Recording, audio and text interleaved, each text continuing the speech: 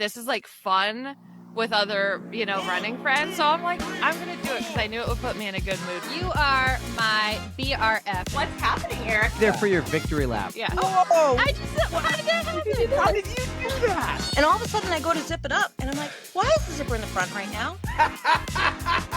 0 out of 10 on the recommendation scale.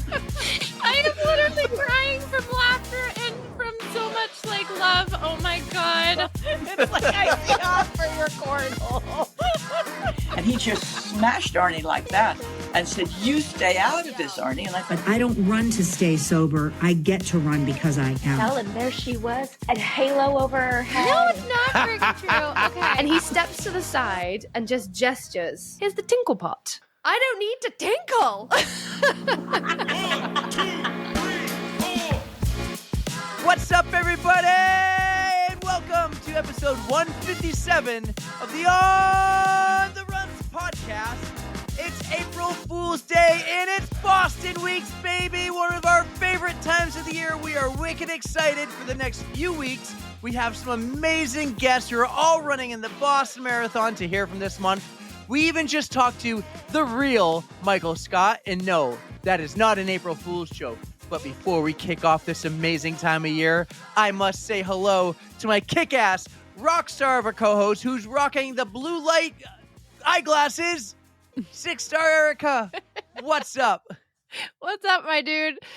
These are actually legit glasses. They are not blue light blocking. I am in bedtime mode right now, so I took the Those contacts are out. legit? I didn't know these you are wear my glasses. glasses. I've worn them a couple times on the Do you wear pod. contacts? Most of the time, yes. So Really? yeah. I never knew this. It's been a long day today, so my eyes needed a break. They were very dry, so contacts went, glasses on. 157 episodes, and I learned today that you wear contacts. Dude, I've worn them. I've guaranteed I've worn them a couple of times. Well, no, I guarantee every time I see you wearing them. I just don't know that. I'm not like, oh, are you wearing contacts? I've seen you in glasses before, but in reading glasses, I'm thinking you just use them to read. They magnify the words, make them look bigger because, in about a year, you're going to be the big 4-0. Shut up.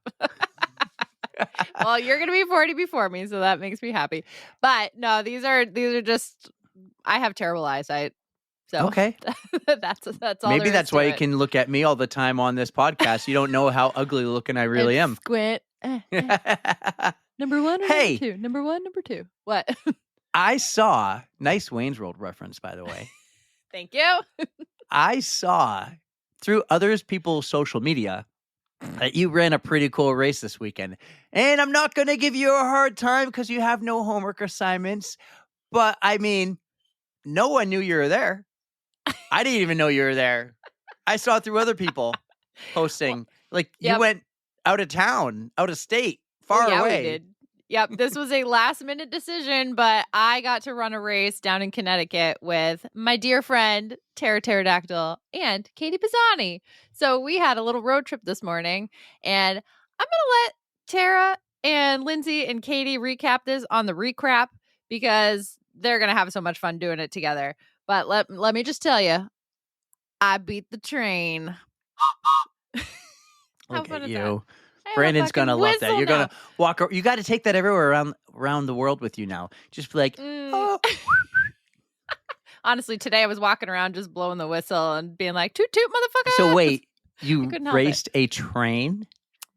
Yes, technically yes, but we weren't next to the train the whole time. The train had a schedule and we had to beat the schedule. So if the train caught up to you before the finish line, what happens? You wouldn't get this beautiful whistle that says I beat the train. Oh, I was thinking you would have to jump on the train, your race is over. No, that wasn't like a sweeper or anything. But it was a very cool race. It was called the Steamtown Half Marathon. So 13 miles of pretty big rolling hills and lots of good conversation. Big race. It was decent. Yeah. Wow. All right. Yeah, So we had I fun will hear today. about it on the recap. Yep. Make sure to listen. You know who else you're going to hear from on the recap? Do tell. Recap is dropping this Thursday, and they're going to hear from us. What? Because we're going to go on the recap. News to Tara and Lindsay. Kind of news to me too, but cool. Yes. Well, let's do it. no, I told you this. Oh, I forgot. Because what month just ended? Oh, March Madness. Yeah, we got to wrap that up. Well, you know what? I think it's perfectly fine that we are now, when you're listening to the podcast, we're in the Final Four. And the Final Four for March Madness always happens in April. So we're just following March Madness's pattern here. Mm-hmm. But it's been a great week. We've had voting every day. Today, as we're recording, is the Elite Eight. And by Tuesday, guys, really Monday night leading into Tuesday, you'll be voting for the Final Four. And then Tuesday night, Wednesday all day until about 6 p.m., voting for the final championship. Winner takes all. March Madness OTR 2025 season, the second edition. This one's going quite well. I'm glad we did songs because you know what? The other thing we want to do just took a lot more preparation. We didn't have the time for it. Like, we're getting to Boston weeks. I think we overdid it a little bit. A little bit, but it's worth it.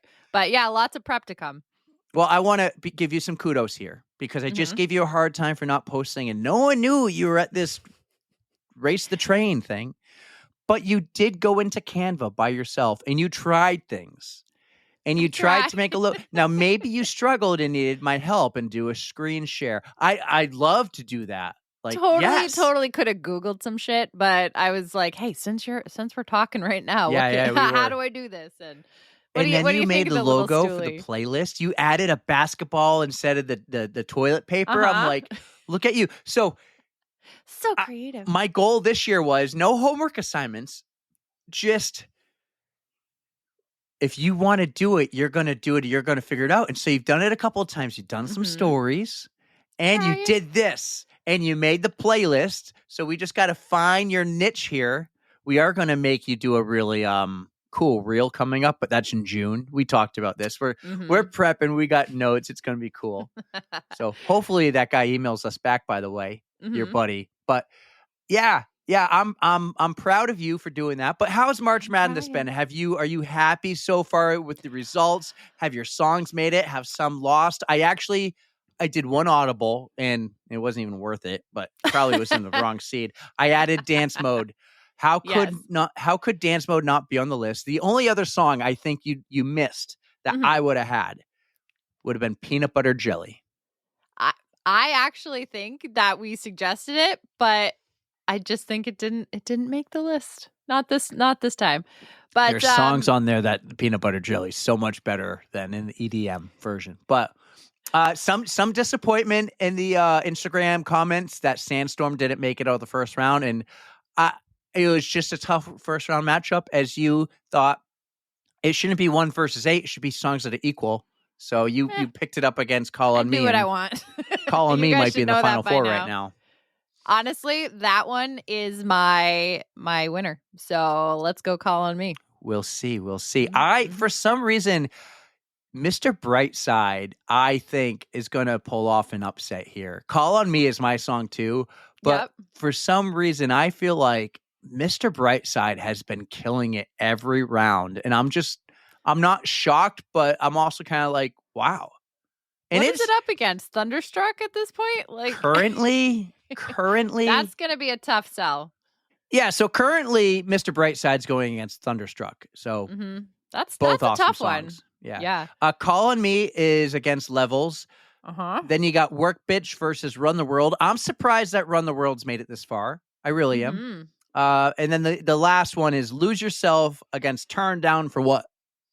Oh, God. How do you choose between those two? I know. Well, I think Lose Yourself is going to move on, but Turn Down for What is what I'm voting for. So, yeah. All right. Here's my Final Four prediction. Even though the listeners already know, I think it's going to be Call on Me, Work Bitch, Mr. Brightside, Lose Yourself. I think the final will be Call on Me and Mr. Brightside, and I think Mr. Brightside wins it all. Oh, really? Oh, you're going big. Okay. Well, I want Call on Me to win it all, but I just the trends. Gotcha. Well, not looking at the trends, I definitely think Call on Me is going to make it to the finals. Work Bitch, Lose Yourself, and what was it, Mr. Brightside? That's what I think will be the Final Four. Yet. You know what, though? I think that Thunderstruck might beat Mr. Brightside. Really? I mean, that would I be don't know, I awesome. think- It's Thunderstruck's an amazing intro song. Like, and isn't As that much as Jamie's song? something like that. I think that I'm gonna say that Turn Down for What's gonna beat Lose Yourself, and that's gonna be an upset too. But I gotta say, Call on Me is gonna make it into the final two versus. Oh my God, this is Thunderstruck so hard and to Turn Down for What is what you got left. decide. I'm gonna go Thunderstruck, and I'm still gonna go Call on Me to win it all. All right. Well, I would be happy with that result. Mm-hmm. Call me. We'll see. I think that should be like our walkout song. Greatest We should music make it video that. of all time, by the way. You just like gyrating bodies. Yeah. That's all I remember is like the 80s unitard kind of things and like just a lot of hip thrusts. Yeah. So we're going to be back on the recap to talk about it. We'll record just separately and I'll edit it in. So Tara and Lindsay, give us a little, hey, enjoy Eric and Erika at the end. And then welcome back. Thank you for listening. We'll talk. Nice. But hey, March Madness has been fun, but it's over because it is April. It is Boston Weeks, one of our favorite times of year. I'm so excited, Erika. Are you excited?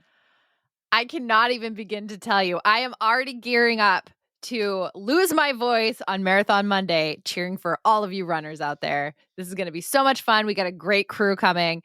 And God, this is just going to be such a blast. We're hoping for a cooler day, but still something nice to spectate at. I want the same spectator day we had. I want epic spectating weather. I would like that too, but I don't want the runners to suffer again. That was miserable for them. Yeah. So hoping for something nice, cool weather. But I like the sun. I'll take sun. All right. So before we get to our first Boston Week guest, let's tie up a few loose ends here and tell you guys some ideas we have because Boston Weeks has really turned into a big thing. So this year on Saturday, you're running the 5K. I'm going to show up as well. Tara Pterodactyl and Lindsay will both be there. We're going to like walk around, do the expo, but we want to have, and we've kind of debated, we're like, should we do a team dinner and invite some PodFam? I'm just thinking this. We'll figure out a spot when it gets closer and we can just say, hey, we're going to be at this bar or this restaurant at this time on the Runs meetup. We're going to try to schedule it around Jess Lindemann's flight so she can make it with her husband. Nice. That'll be Before fun. we thought, like, should we do a PodFam dinner, invite like 8 people out with us and make it 12 and then maybe 8. And then the list just kept getting bigger. We're like, we need It's to so invite hard to everybody. pick. Yeah, Right. definitely. So we're just going to like go to Buffalo Wild Wings or something and get some beer and wings and say, whoever wants to show Perfect. up, show up. Yep. That way people don't necessarily have to eat the wings because who knows what that'll do to your digestive system. I mean, we could play some games like a game of chance. Like, all right, who's running and do the hot wings test. Like, go a little hotter every round. Oh my God. That'd be That great. is diabolical. And I do not wish that on any of the runners. I'll do it because I won't be running on Monday. the other thing I'm thinking about doing, and we thought about it last year, and I didn't love how the quality was going to be, but this year, I think we're going to be fine. Do like a live episode Monday. Now, it's not live like you're listening to us live, but we'll record Marathon Monday. Maybe even Saturday we'll do a little bit of the recording, but we'll be like, Will Run For does this, so I'm getting the inspiration from Will Run For. Yeah. But like on the scenes of the Boston Marathon. And so when every runner comes by us, last year I got video clips, and maybe someone who's going to be at mile 19 with us can help me get those video clips. But I'm thinking have live mics hot and ready to go. And Cool. when Ben runs by, Ben, how's the race going? And he can tell us live on the mic. And we'll we try could to do drop something that like- like the next day. Like we did with Dave. This was like 2 years ago, and he stopped by. He said, yeah, this is my mile 19 report. Things are not good. Exactly like we what we want did some with little, Dave, like, but like with updates. the microphones and legit Perfect. podcast. That is Like fun. that, I really yeah, that like was on the idea. Instagram story he did, and he went over the minute, and the story cut off. Oh, I get it. But hey, now we get 3 minutes of reel. You see that? Really? I did. I Yeah. saw something like that. Yeah. So the Boston Week's reel is going to be epic then. Oh, hell yeah. I don't know if I have enough space on my phone. I could use like a camera and something with a memory card to do all this with. And let me tell you, I'm going to use some of the Patreon money to help invest more into this stuff. I don't know if I'll use it or buy a camera, but Patreon, before we get to our guests, we need to talk about this. We have a brand new Patreon, Erika, and you don't even know it. You don't even know it. Surprise, Ryan Yay. Painter has joined our Patreon page. Thank you, Ryan. How awesome are you? That's so exciting. Yes, I'm pumped. I sent him a text message. I'm like, dude, thank you so much. And he goes, for what? A question mark. What'd I do? And I'll go, did it really say Ryan? And I'm looking up to find out if I got the right person. And he goes, oh. He said, he goes, that was a long time coming. And I said, thank you so much. I really appreciate it. So if you guys want to be like Ryan and join our Patreon page, the Patreon money is going towards things that we're investing into the pod, whether it's a camera, whether it's a microphone, whether it's a subscription to one of the platforms we use like Riverside, or just to buy our LLC license, stuff like that. We might have some new signage at the Mile 19, and it's going to go towards that because I got some pricing and I said, you know what? I think I'm going to use the Patreon money for that sign. So, no, that's a great idea, and we really, really appreciate all of you who are believing in us enough to give us some money. Like we can't thank you enough. No, we got about 14, maybe 16 paid members there on the Patreon. We got about another 7 or 8 free members. We're super thankful for everyone. Yeah, I got to post this week on Patreon a little video we did last week at the hotel. That was kind of fun. So that's going to go up very soon. Yeah. Lots of cool and exciting things happening. We're talking to other brands about partnerships. There's people out there asking us about podcast editing and producing. Like, this is fun. This is exciting. I'm pumped.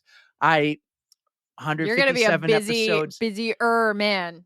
Well, I just got to teach you some skills and put you to work. Oh, not the editing part. I'll do some other stuff for you. I want to do that. Yes, that's all yours. I think it's about time we get to our first Boston Week's guest of the year. And listen, I think we hit it out of the park on this one to start off the year. I know it's not episode 100. No one will ever top that. But Alyssa Pannozzi is freaking awesome. Absolutely. And we were so lucky to have a chance to talk to her. She's just so full of energy and life and just positive vibes, you guys. She is doing Boston for a wonderful cause. So you're going to want to tune in, hear her story, hear what she's running for. She's got a great why. So let's check her out. That's right. She's got a great story, a great passion for this sport, and a great passion for life and fitness. So guys, enjoy Alyssa Pannozzi on the On the Runs podcast, and we'll see you on the other side. Our next guest on the pod is a girl mom who can kick some ass, whether it's on the spin bike or hitting the pavement. She's been making waves with her fitness journey all over social media. Last year's Boston Marathon didn't go so well, and this year she's heading to the starting line, running for Teddy's team with a new mindset of a stronger why. We can't wait to hear all about it and the rest of her story. We are wicked excited to welcome Alyssa Pannozzi to the On the Runs podcast. What's up, Alyssa? What an intro. Thank you. You nailed it. It. Pumped to be here. He does such a good job. Fantastic job, Eric. I think she was saying I nailed that last name, Pannozzi. I love it. That's an easy one for me. Well, think about it. When I got married, my last name was Boyd before. It was so easy. Boy with a D. And now I have to explain. It's Pannozzi. Like I said, Nosy Pannozzi. Okay. Well, we got a little scoop there. You're married. We know that. We know you're a girl mom and you just went shopping. What were you picking up for your daughter? So she recently started softball. We were getting her cleats, her first pair of softball cleats. Very exciting. That's awesome. How old is she? She's 5. Cute little 5-year-old daughter. Yeah, she's the best. That's love her. Awesome. Getting to teach her some new things too. Try a little bit of everything before she figures out what she wants to keep playing. So that's a lot of fun. Exactly. Yeah. It's that phase. You know, Eric, it's that phase, right? It's that phase. You just met one of my 4-year-olds. We're going to start T-ball. Let me just tell you this. Like, be aware of ice hockey. It's super expensive. Ooh. It's the best sport. But man, if she gets into ice hockey, like big college career, probably, maybe even the Olympics. I know you and your husband are super athletic, but you will be broke for the longest time. So just save those pennies for ice hockey if it happens. I am not saying this like we literally just had the conversation in the car about college because we passed Wellesley College on our way back from Dick's Sporting Goods, and we were trying to explain to her, now college costs money, Parker. So, this is why we're getting you these cleats if you want to start to invest now and start to get good at doing sports. Whatever works for her works for us. But yes, ice hockey is expensive. Kids are expensive. Sports are expensive. But Life in this economy, jeez. Life is Sorry, expensive, guys. right? We just keep going. I can You're quite the commiserate athlete, with you, actually. but I don't know. Erika just has cats. Cats are a thing. Cats don't cost nothing, and they're also good companions. So good for you. Thank you. You have to pay to feed them, and you have to pay for their shots. I get it. I used to have a dog. Mm-hmm. Erika, you're not 100%. alone. You're not. All right. You're not. We got you. So I think you were quite the college athlete, actually. Do you tell your daughter about the sports that you played growing up? I do. So it's funny. We actually moved back to my hometown, which I know you guys are from a little bit more north than I am, but I'm from a town called Needham, Massachusetts. And my husband and I recently moved back here about a year and a half ago. So I'm watching my daughter go do the same town sports that I did. I lived 30 seconds from where I grew up, and I played club volleyball in college. In high school, I played basketball, volleyball, and softball. So like I mentioned, Parker's now starting softball, which is really cool to watch. But Mike and I very often talk about sports and the importance of teamwork, and it's kind of hard to navigate sometimes with a 5-year-old. How much do you want to share? How much do you want to push? How much do you want to have her fully understand right now? So now it's just kind of like, hey, this is what mommy did, this is what daddy did, and just kind of leading by example, which is why on her school papers she says she likes to run. So means something's working over here. It's really cute. Good for you. Really cute. That's so much fun. So you are a very active person. What kind of led you in the direction of knowing what you wanted to do for a living? Because Eric touched upon it that you are a spin instructor. So how did you go from being very active in college to knowing that you wanted to be an instructor? Such a great question. So I'll try to make my backstory as quick as possible. No. You don't have to. We have time. Spare no details. Let's start with birth. Let's start with birth. 1986. Not to age myself, but since I'm very public about turning 40 next year. It's a good year. Yes, Same here. So, yes, we love it. Are you 38 or 39? I am 38 right now, but my birthday's in June, so that'll be 39. And then June what? 27? What are you? Okay, I'm the 11th, so I'm like 2 weeks older than you. I love this. Yeah. Can we pause for a second? Erika, you had to think about that. It took you a second. Yeah. It did. I asked Brant. It's okay. It's my hard. boyfriend the other day, he's like 8 months younger than me or something like that. And I was like, what are you turning this year? 37? And he's like, no, 38.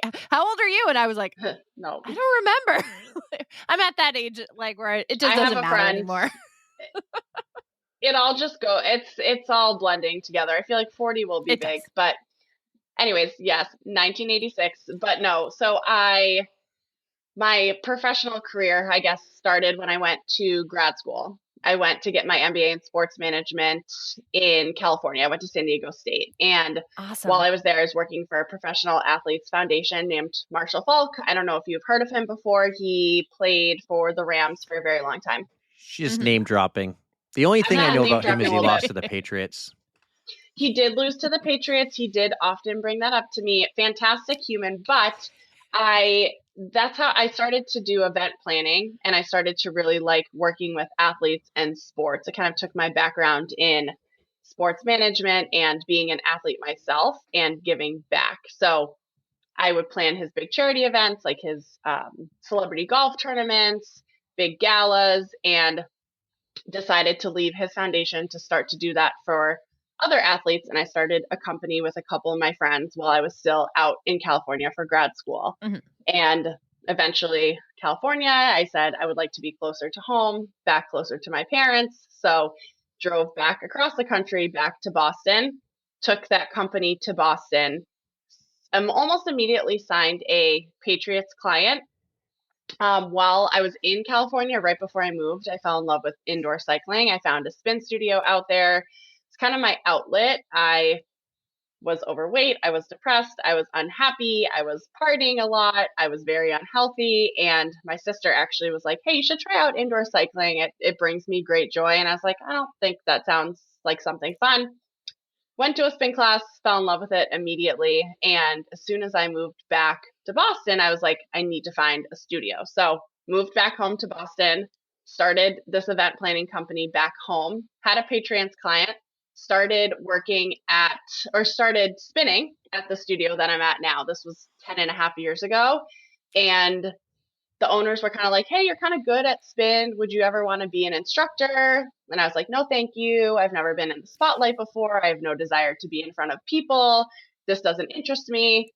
And then I was like, you know what? Why not just try? So I had my audition to be a spin instructor on a Wednesday while I was simultaneously planning a huge event for this Patriots player.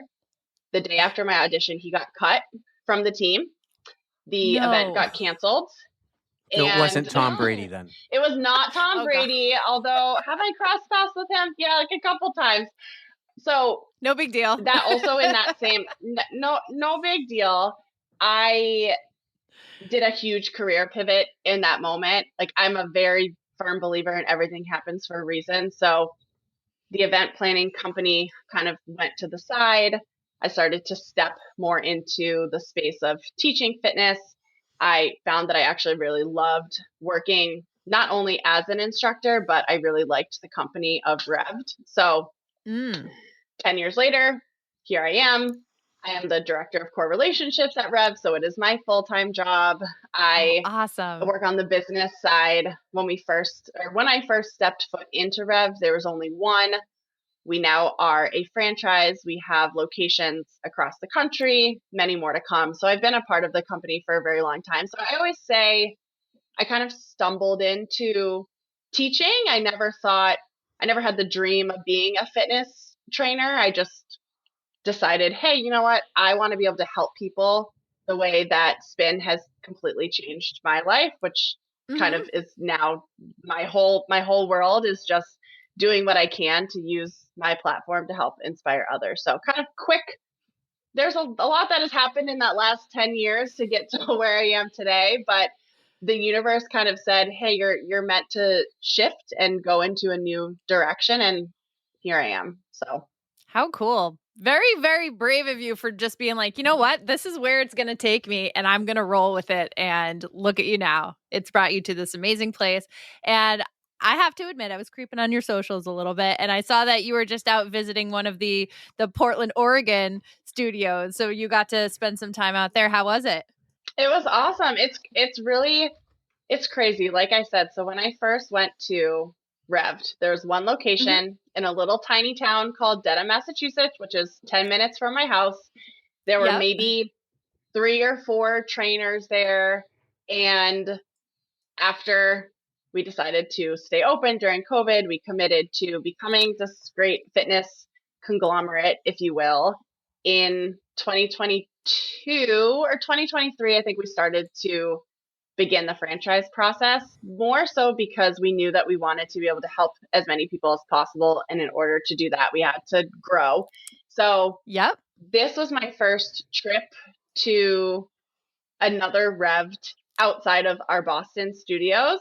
Oh, how cool. Being able to teach. Yeah, it was life-changing, to be honest. It was really cool to see that the athletes that came through the door were exactly like the ones that come to my sessions in Copley and in Dedham. And the trainers were so welcoming and so awesome. Like to see that we've worked so hard to build something, to see it replicated on a 6-hour plane ride across the country was something it's hard to put into words, honestly. It was so cool and so much fun. Yeah. Portland is cool too. Are you looking to travel more for work? Is that something you're excited for?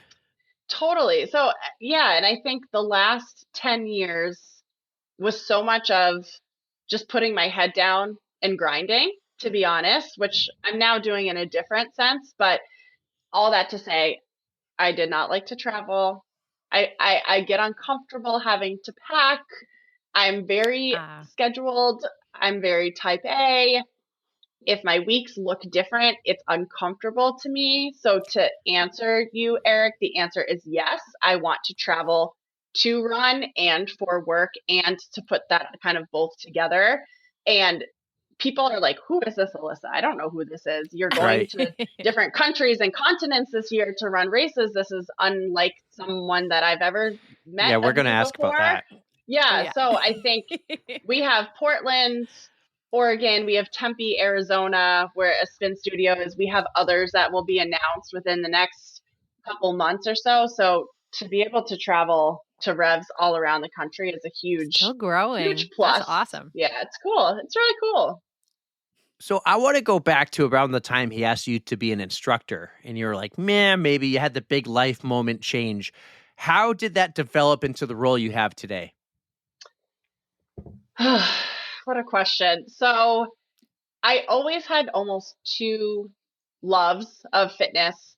One was business. So like I said, I went to grad school in San Diego. I went to business school. So I got my MBA and have always really enjoyed growing companies and have like a very entrepreneurial spirit. So one side of me was like, I'm so interested in revs.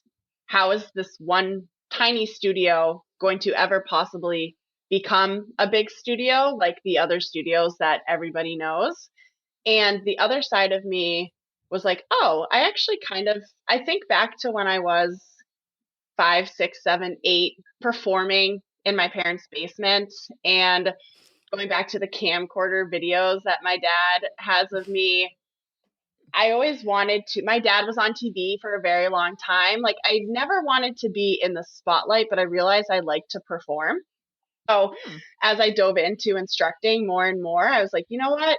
It's cool because you get to reach a lot of people that way. You get to connect with a lot of people, and watching people become more confident from taking my sessions is kind of my why. And that's the cool part.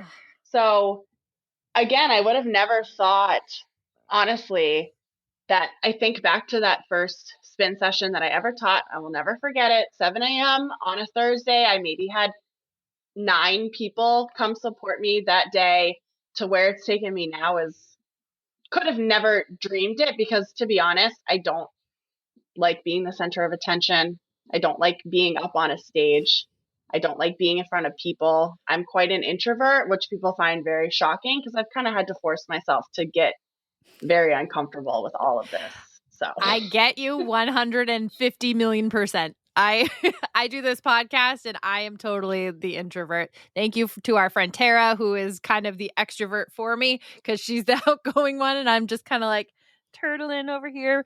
But I mean, I 100% get that. You just get so comfortable like with your routine and just being the known. The known is comfortable. So that's where it gets. Well, you know what's funny? To the when I met you, I would gather that about you, because I can pick up when people like I saw you. I'm like, oh my God, it's Erika from On the Runs, and you're like, yeah, hi, that's me. Like it's so uncomfortable, but it's so awesome at the same time, and I love it because I know that you guys are the same. You're just trying to make a difference by having people on that have really cool stories, and I think authenticity.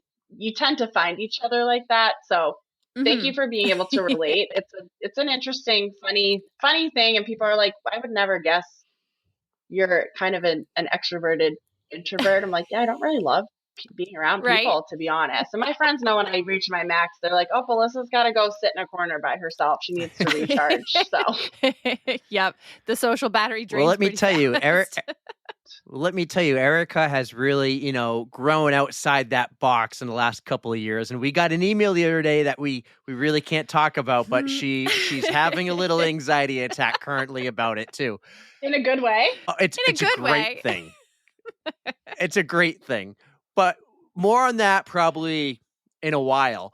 Okay. But let's go back to that time you met, the Boston Run Show. Talk about the time the two of you met and talk about what you were doing at the Run Show.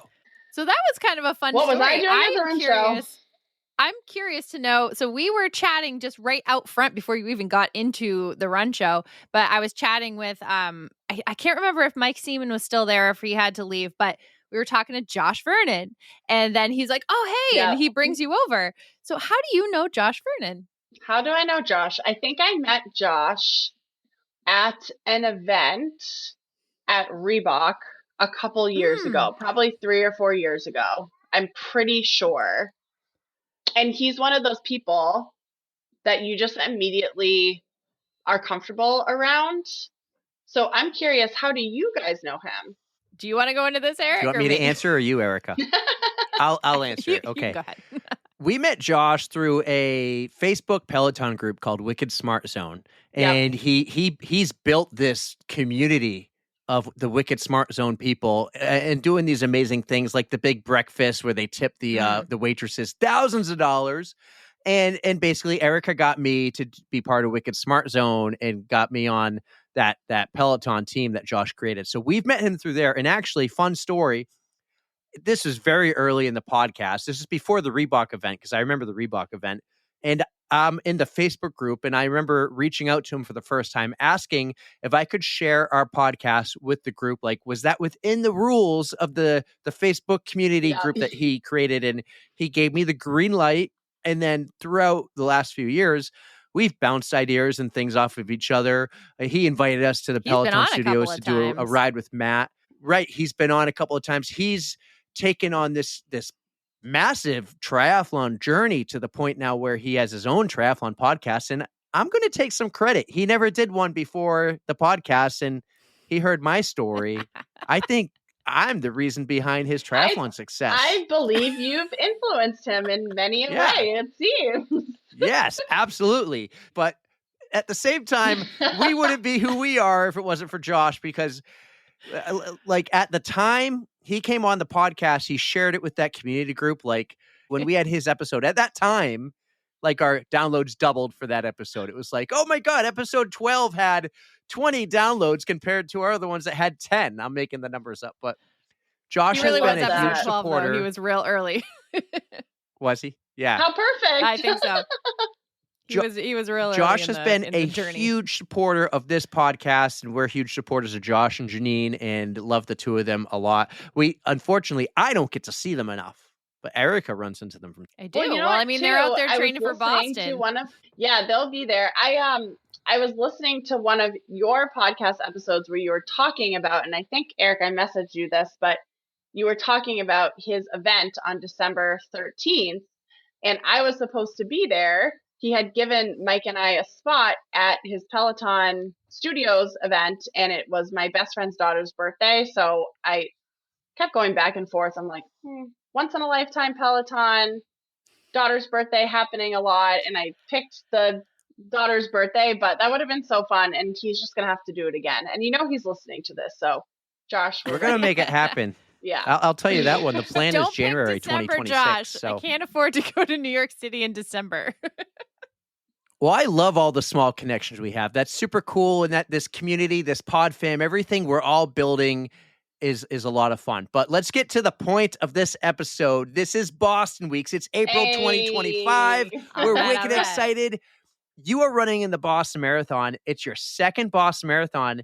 And last year, it didn't go that well. What happened last year? Horribly. So I have a little bit of PTSD. I can get through this without getting upset because I've talked about it so much. And, you learn from every single hardship that you go through. So I wanted to run my very first Boston.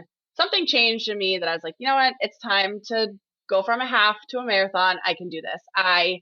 Looking back now, and you are both runners and all you do is talk to runners, so you understand. Every time you do another race, you learn something else. So in retrospect, I'm not going to say I didn't train, because I trained. I definitely trained. I did all of my long runs.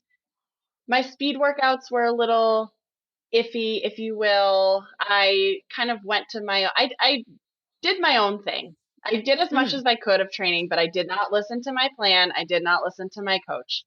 The day of the marathon was the first warm day of the entire year.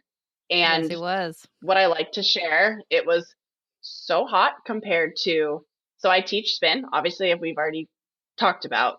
So because I teach on Saturday mornings, I would do my training runs between 4 a.m. and 7 a.m. on Saturdays, because on Saturdays I eat bagels with my parents. I drop off my daughter at their house. We eat bagels, and then I go to teach my spin. And it's something that I'm super passionate about. I love that time, and I wasn't willing to sacrifice time with them. So I was training in not only the cold, but think about like 2 a.m., 3 a.m., 4 a.m. in the dead of the winter. So was not used to any type of warm weather. Boston Marathon Day comes around. I start at 11:15 because I'm a charity runner, and it starts to get warmer and warmer. I started out feeling, wow, this is great. I can't believe I'm running Boston. My husband stayed with me. He got a bib 6 weeks before, and we went back and forth. We're like, do we want him to help me out there? Do we want him to be by my side? So we decided he was going to run with me and pace me for my first marathon. Thank goodness, because I wouldn't have finished if it wasn't for him. But around mile 7, I started to get sick. I kept saying, hey, Mike, something doesn't feel right. I can't really see well. And he's like, you're fine. You're fine. It's all good. Mile 13, I saw my family starting to really go downhill. I remember going to my mom and saying, this sucks. I don't like this. This is not fun. I feel awful. No. Mile 17, you start those Newton Hills. And 19 is when I started throwing up. I was seeing stars. I went to the medical tent. They were trying to force bone broth, hot broth down my throat. And they were like, are you okay? It's like, again, a little PTSD, bringing it up. Traumatic, but I said to Mike, very traumatic. I walked out of the medical tent at mile 19 and I said, Mike Pannozzi, do not let me not finish this race. I am finishing this race. I don't care what it takes to get there. So from 19 to 26, I threw up probably every 10 minutes. Everyone was watching my little tracker and they're like, something's not right. Her little square is slowing significantly down. Oh, no. It was stopped for a solid 10 minutes when I was on the side of the road. People were trying to say, like, you got to just call this quits. And I wouldn't do it. So kind of walked, ran, hobbled, threw up my way. Do not really remember the turn onto Boylston. All my friends, we laugh about it now, but there's videos of me with like my hand kind of half up in the air trying to get some type of wave. Are they on your Instagram? I will find. I don't think I've honestly ever posted it. It's just a funny thing looking back. But Mike, the video that is on Instagram is Mike grabbing my hand, putting it up into the air, quite literally dragging me across the finish line. I went straight to a wheelchair, straight to the medical tent, and took me 6 hours and 4 minutes, which was about at least an hour more than I thought it would take. So that's the quick Boston story of my first marathon. But hey, I did it. I finished and I got the medal, and that's what matters. You did. You missed out at mile 19, though. When you were throwing up, you could have been hanging out with us partying, and we could have given you some energy and a boost. That would not. Is that where you are? Is that mile 19. That is. You'll see us this year. It would have been great. Oh no, fantastic! Yeah, that's it was definitely not the way it was hard. You want your first marathon to be. But at least it was a learning experience. I mean, I'm sure you gathered a lot from that. And oh my gosh, I still can't believe that was your very first marathon though. But Boston, wow. So this is going to be more of a redemption run for you this year. 100%. It's my storyline. This is the redemption run. And I'm also at the same time very understanding now that anything can happen at any moment. I am much more prepared. I've run more marathons. I feel ready, but you never know. So we'll see. So you said you've run more marathons. So your reaction right after the first one, were you like, I'm never doing that again? Or were you like, I need to do another one and make up for this? Something flipped in my mind on that day, and I've not been the same person since. And I'm happy that it flipped in that direction. I got home, drank some water, was very sick, got an IV the next day, and then signed up for a half marathon immediately after that. And I was like, that is not my last Yes. marathon. In fact, that is my first of hopefully a lot of them. A lot of people could have very easily said, I'm one and done. This is not for me. And I was the complete opposite. I'm like, you know what? I know that I can do this. And also it gave me room for improvement. So almost in an exciting way, like, what if I had crushed my very first marathon and I had a whole different story and didn't have something to continue to work? You would have up been like, towards? this is easy. This is for the pigeons. I'm going to go do something even harder. Exactly. So I took it and ran with it, quite literally. I had a similar experience this past year, minus the throwing up. Like, I've done a marathon before, so it wasn't my first. My first marathon actually went really well. And then my Ironman went really well, considering too. It was an Ironman. And then this year I went in, I think, with a bad last month before, but I thought I already did the work throughout the summer. And then I had a humbling experience, especially the last 11 miles of that marathon, where I think at one point I was like, I'm not going to jump at the gun to do another one, but I didn't lose the desire to get stronger. I was like, I think I just need to really get in great half marathon shape. So I kind of did the same mindset where I'm going to go and find another half marathon, because my half marathon shape, I was crushing it. And that was my goal. And then all of a sudden the New York opportunity came up. That's a different story. But I had that humbling experience where after I was like, all right, I need to reset and tackle things I can manage the training for.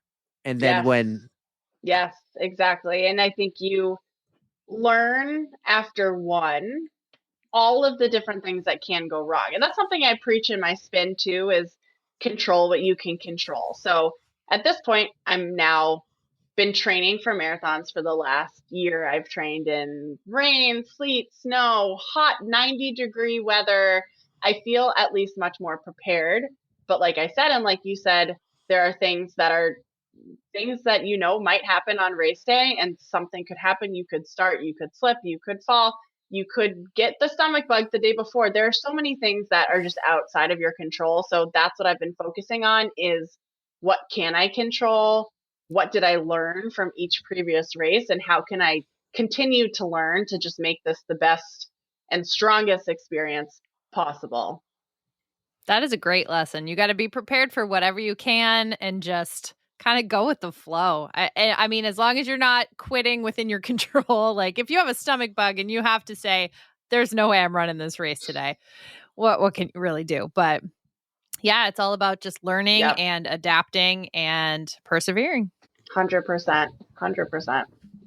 So this year's Boston is going to be the redemption run, and you've been training. It's coming up. It's got what, like 2-3 weeks at this point. It is soon. So what charity are you running for? How have you prepared? And what is your new why for why you're running? Yeah, and I haven't been super public about the story of this run and this charity. So hear it here first, if you will. But I am running for Teddy's team, which I'm sure many people have heard of before, but it's an incredible... Just continues to name drop Patriot players. There's something, and last year I ran for Gronk Nation Foundation. So there's something Where's the Boston Bruins love? I still want to get Zdeno Chara on the podcast. I will make that connection for you. How about that? Oh, no way. I'll try. Why not? I would try. Let's do it. Eric will die. Why not? There's something about... Erika, you better amp up your internet when that happens. I will get a lot of internet. You got my word. I'm running for Teddy's team, which is, yes, Teddy Bruschi's foundation. And he actually just had the 20-year anniversary of surviving his stroke. So his whole mission of his charity is to provide awareness around stroke, celebrate stroke victims that have overcome amazing obstacles to survive. It provides support to families of stroke victims, helps people understand the awareness and signs. And it's such a meaningful story for me because I wasn't sure. So I'm sure we'll get into it, but I'm on this quest to check all the stars of the world major marathons off my list. And before I turn 40 next year, I don't need Boston, obviously, because I've done it already. And I kind of said, the universe is going to show me something if I'm meant to run the Boston Marathon. So earlier this year in January, my best friend's dad passed away from a stroke. Oh, and I was reading the obituary. Thank you. It was a really challenging time. And I was reading his obituary, and it said, in lieu of flowers, consider donating to Teddy's team. This is January, so everyone already had their charities pretty much set. All my friends that were running Boston knew they were running Boston. I, on a whim, said, okay, well, now I have no choice. I have to run the Boston Marathon for Teddy's team. I went on the website. There's a wait list. I kind of pushed it out of my mind for a couple days. On the morning of my best friend's dad's wake, I said, you know what? I'm just going to put my name on the wait list. Not only 4 minutes after I pressed submit, the executive director called me and she said, Alyssa, you're not going to believe this. We just got 5 more bibs yesterday. I have given away 4 of them. We have 1 left, and it's yours if you want it. Like, it gives me the chills because like I said, it's not in my nature to run for something or someone. I had some bibs offered to me from charities that I was like, if I can't speak on my passion for it, then unfortunately I'm going to turn it down. Like, I'm just too authentic. So the fact that this bib came to me on this day, I woke up the next morning, I ran 15 miles right before his funeral, and it's just been such a strong why. I also am someone who suffers from high blood pressure, which means I'm at high risk for stroke. My daughter was born 6 weeks early, so I had severe preeclampsia. It's a whole different story, but high blood pressure runs in my family. Stroke runs in my family. My grandmother passed away from a stroke, so it feels more meaningful than I could even put into words. So to be able to make an impact, and it's been hard to navigate because I haven't been super public about that story that I just shared because it's not mine to share. It's okay on this and for this purpose. At this point, people need to understand my why and why I'm doing this, but it just, they say when you lose your legs, run with your heart. And that saying, even for this, means so many different things and so much to me. So I am beyond honored to be able to run for Teddy's team. It's the greatest. That is a great reason. And I mean, whatever your reason is, you should be able to run and honor your best friend's father. And I mean, you have the risk factors. So it's a deeply personal reason for you. So absolutely. I think this year is going to be your year. Boston is going to just fly by and be wonderful for you. Fingers crossed, knock on wood, all that good stuff. I love it. The best we can control, right? 100%. I love it because you have the story, you have the connection. Like, anyone could probably get a bib from any charity, but when you have that story and that connection, it means a lot more. It means a lot more to all the effort you put in for fundraising. So you're fundraising for Teddy's team. I can't believe it's been 20 years since Teddy had the stroke because Erika and I are from New England, New Hampshire. I remember that when that happened. Right. That was a big deal. And you thought maybe he'll never play football again. And then it was this huge story about how he came back and continued to play. And I think he even won another Super Bowl with the Patriots. He's had more than one. He's had at least 2 strokes, right? No, I think only 1 stroke. I could be wrong. Don't quote me on that. But I know that for him, being able to use that and start this foundation is so impactful. And like I said, it just hit the 20-year anniversary of his stroke. And we are saying we're not celebrating his stroke. We're celebrating the perseverance around what he's done with such a horrendous thing, and being able to help people understand what to look for, I think is something that, people are more conscious now of just being aware of when your body doesn't feel right, especially if you are so active and a runner or any type of athlete. So he truly is making a difference. So I'm going to tell you what Google tells me. Google AI says that Teddy Bruschi is a 2-time survivor of strokes. He had a stroke in 2005. That was the initial stroke. And then he had a different kind. I'm not going to try to pronounce this, but it was called a TIA type of stroke in 2019. I'm not going to downplay any of them saying one was more serious than the other, but that's kind of what I remember. And it's amazing because a lot of times you see someone with a stroke and you see those effects. I don't know if I've noticed those kind of effects, but I love the fact that he's taking something that happened in his life and making an impact to so many others in their lives. And it's so much cooler that I'm sure Teddy's team is national, maybe even worldwide. But you always see and hear about it here in Boston at the Boston Marathon. You see all the runners with the singlets that say Teddy's team.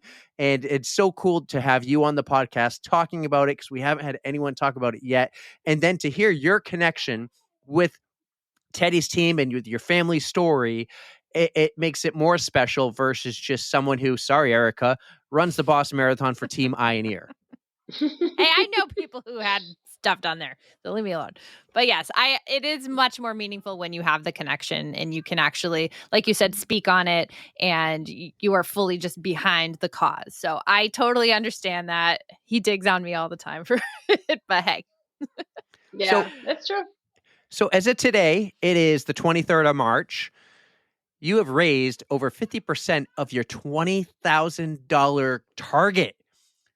I don't think we've had someone on this podcast yet who has said they're raising more than $1,200. Your goal is $20,000. How did you come up with that number? Was it like just said, hey, this is what you got to do? Yes. If you can't tell, I'm an overachiever. There's just something inside of me that's like always needing to do the most. And especially when it's for something so important, why not reach for the stars? So full transparency, my fundraising minimum is 10,000, much like many other charity runners. You got it. I have hit that. I could very easily be like, I'm done with fundraising. So my original kind of goal or reach was 15.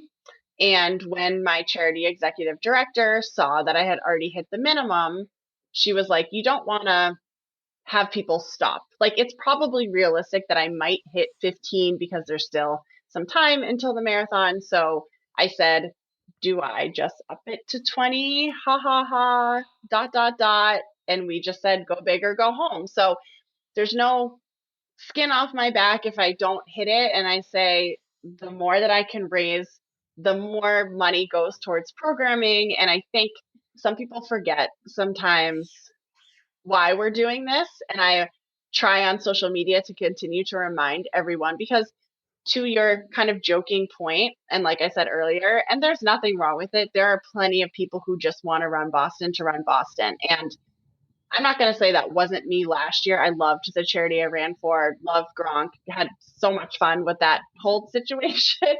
But it just makes it that much more meaningful that if I can crush $20,000, how awesome. If I fall short, I fall short, but at least I know I've tried. Absolutely. And I agree with you. With when you kind of bump up your goal, just like a little bit here, a little bit there, it does give incentive to the donors. Like, oh my God, she needs some help. Like, let's go. So I'm doing a little fundraising for Chicago right now, and that's what I had to do. Like, I was just like, I might as well just bump it, like a little here, a little there, and it does just kind of bring in a little bit more and does more good for your charity. It does. That's what it's about. Yeah, I think this year you're hitting out of the park. Wow. So why don't you just change that 20,000 to 25 and see what happens? Great. Done. What are some of the things you are doing for fundraising? And we always ask to hear what you're doing, but also maybe figure out some new things that people could do, as we're always trying to help anyone fundraise because fundraising can be scary and intimidating from time to time.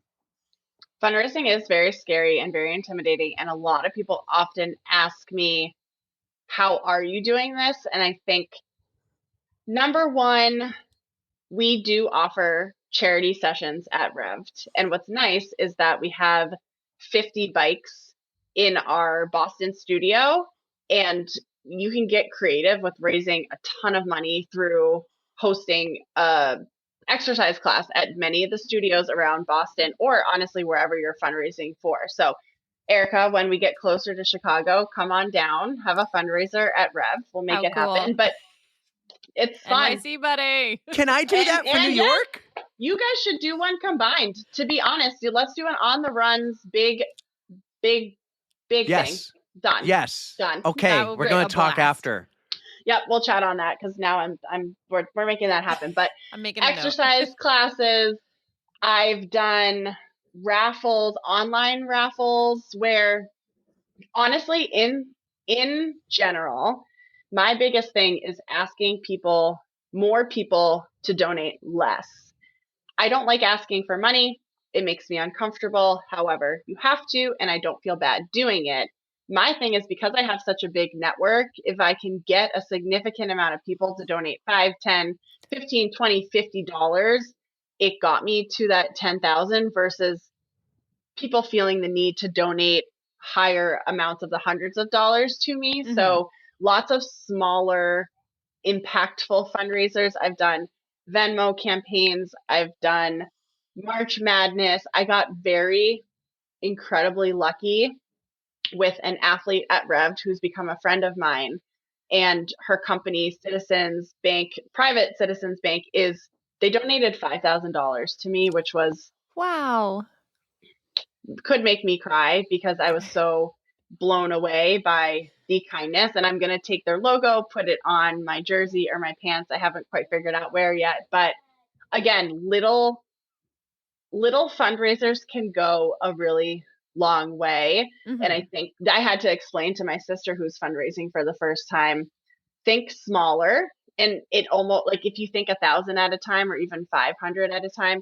She made hats that she's been selling that has gone really well. So I also think it's more fun because you can connect with people.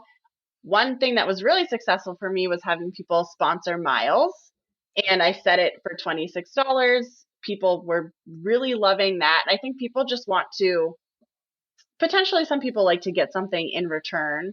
So I have merch out there and I have like 15 different things, which again is a little outside of my comfort zone because I wish I could just do one big thing, have it be done, one and done, but it's piecing together all these small options for people to donate in the way that they're comfortable and helping people understand your $5 goes a long, long, long way. Even $1. Yeah. I did something on TikTok. I was like, if everyone that sees this donates $1, I could get $10,000. And I got some $1, I got some 10s, I got some 5s, and it was successful. So that's awesome. That is a great idea. Utilize your resources, whether it be social media or your place of work. Just make it work. Make it work. I love it. You're making it work. You already, at least you hit the $10,000 point where now you don't have to worry about it 30 days out. You can still raise money while really focusing on like figuring out the last few weeks of training here. And you're going to have an amazing day at the Boston Marathon. And one thing we want to tell you is, you already know we'll be at mile 19. Erika's going to bring a cooler of goodies and snacks and drinks. What would you like at mile 19? A banana. Great idea. Yeah, bring me a banana. You got it, girl. Now, besides having a better day in the marathon than last year, are you going for any time goals? Are you going for like a PR and fun? What's your goal here? I will be very thrilled if I break 4:30. So I'd say my A goal is 4:30, and I'm getting more comfortable saying it out loud because I think the more I say it out loud, the more comfortable I can get by saying it's okay. I have this goal and I am very capable of hitting it. My PR right now at a marathon is 4:44, which that's kind of my angel number. So I like that, but I would like it to be faster. So A goal, 4:30, B goal, beat 4:44, C goal, finish without throwing up. Oh, I like that C goal. That's important. Maybe just add no throwing up and no code browns. No throwing up and no code browns, 100%. Yep. Well, you're going to do really well. I know you are. I can't wait to see you. I'm jealous that you met Erika. I actually forgot that, but she did tell me when I was in Mexico, and I was jealous because we've actually talked a couple of times through social media, through like the direct messaging, and we're like, we got to plan a call or something. And I'm like, yeah, who's this girl? And then I start researching you, and then Erika's like, I met her. And I'm like, I'm really jealous right now. But We had a time. Yeah. well, I think you're going to have quite the time this year because we also been doing some creeping, and you got a pretty big ass calendar, not only behind you, but you got a pretty big ass calendar scheduled this year. Tell me what else is on deck for 2025. What else is on deck for 2025? So from Boston, 3 days later, we get on a plane. We go to London. We run the London Marathon. Hell yes. After that, I have 2 halves within a week in May. Then we have some time off, which will be great. And we go to Sydney, Australia to run the Sydney Marathon in August. We go to Berlin in September. We go to Chicago in October. Very excited for that. Then I just found out that I got a bid for the New York City Marathon in November. So we're running New York together. Yeah. We're in Chicago together. Nobody cares about you in Chicago, Erika. She's running New York with me. I care. And I care too. The last one will be as of now, the last one planned is the Every Woman's Marathon in Scottsdale, Arizona, which last year it was in Savannah, Georgia. It's now going to Scottsdale, Arizona. I didn't know it traveled. I didn't know that That's one cool. traveled.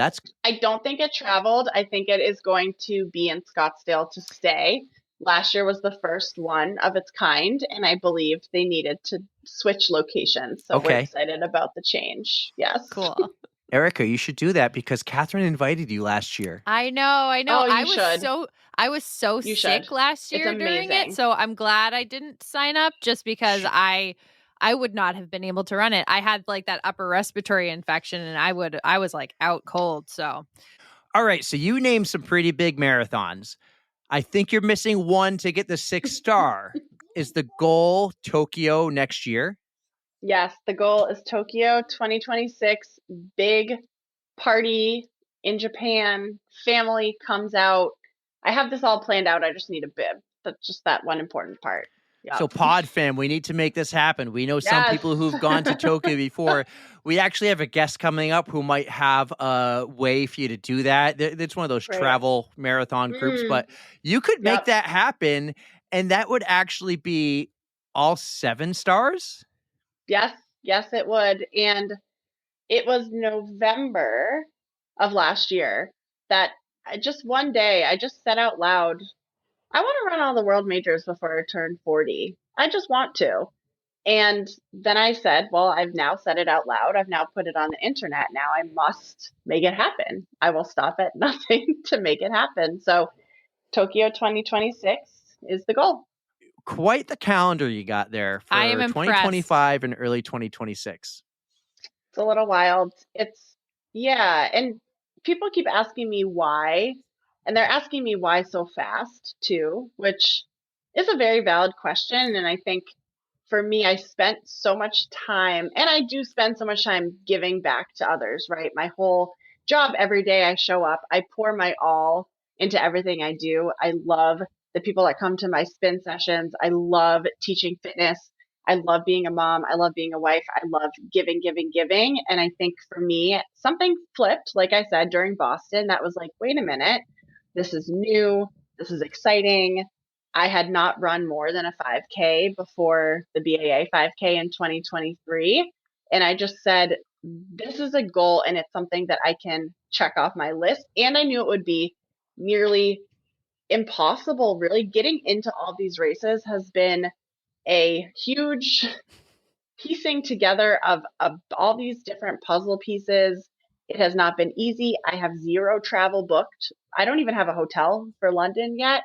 I'm a very fly by the seat of my pants person. I don't know how I'm getting to any of these places. All I know is that I will figure it out somehow, some way. And Tokyo feels like, why not, as I enter into year 40, say, I've spent the last year really taking care of me, prioritizing me, and taking my family along for the journey too. So I'm not going to say if, I will say when I cross that finish line in Tokyo 2026, it'll just say, hey, Alyssa, you matter too. And it'll feel really amazing. I can imagine, Erika, as you understand what that getting that medal feels like. Girl, you gotta treat yourself. Make those memories. Do this for you. You deserve it. It's gonna be amazing, and you're just gonna soak up every minute of it. So if there's anything we can do to help you get into Tokyo, let us know, because that's gonna be epic and you deserve it. Thank you. I appreciate you guys. I'm crazy, but in a good way, right? You're my people. You are my kind of people, honestly. I love the crazier the better. Like pushing outside your comfort zone, just trying something different. I absolutely love it, and I'm here for it.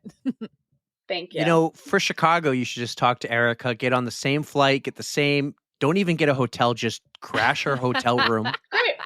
Right? Perfect. Just hang out with her and Chad the entire time.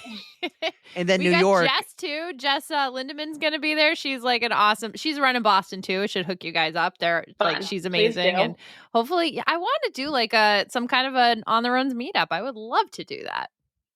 We should do that. I think that's the fun part too, is meeting different people. I stumbled across you guys because I got fascinated and obsessed with the world's greatest race. And now they actually followed me on Instagram, and I was talking to David. Mm-hmm. Is that the owner or the race director? Yeah, David Kelly. Mm-hmm. Oh my God, are you? So this is after Tokyo, like maybe GWR 2026 for you. That is the goal. I actually told him that. I said I'm 100% in basically for next year. So I know that once I'm done, I will say, okay, what is next? And there will be a time that I want to slow down, and I understand my life and abilities. And when I hit that point, I will. But anyways, that is how I found you guys. I think one thing led to another, and I stumbled upon your podcast and just fell in love with what you're doing, because you talk to all people that are so different, but all have something similar in common, which is our love for running, and also just the desire to continue to get stronger, better, healthier, happier, and put ourselves through these crazy things. And I'm sure you guys would agree, but there is something about running a marathon and running in general that just changes you. Absolutely. It just does. I'm not the same. And when hard things happen, I'm like, if I can be training and figuring all this out, it just makes life a little bit easier. So kind of the why behind, like I said, everyone's like, what are you doing? I don't even think I've fully processed that I'll be getting on a plane and going to Australia and Berlin. And it's crazy. It sounds wild, but I'm not the only person to do it, and I will not be the last. So you got to get that Delta One seat for that Australia trip. What's that? Get those seats that go down to a bed. Oh, I need that. My advice, stick with the same airline and just build the points. And then when you got those big trips, use the points for those comfy seats.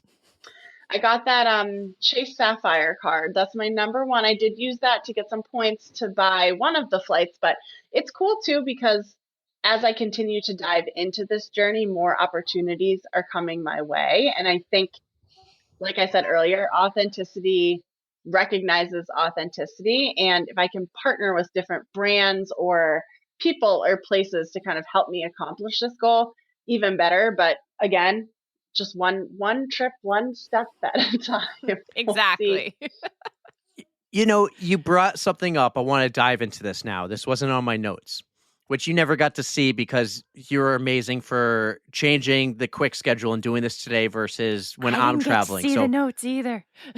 But this, you brought up, you've gotten to work with some brands and you've gotten some opportunities because of this. And I'm trying to tell Erika, post more, be more on social media. On it. You want to do the Great World Race one day? Let's do it. So how did you develop these relationships with brands over the years? Because it doesn't happen overnight unless you're really lucky.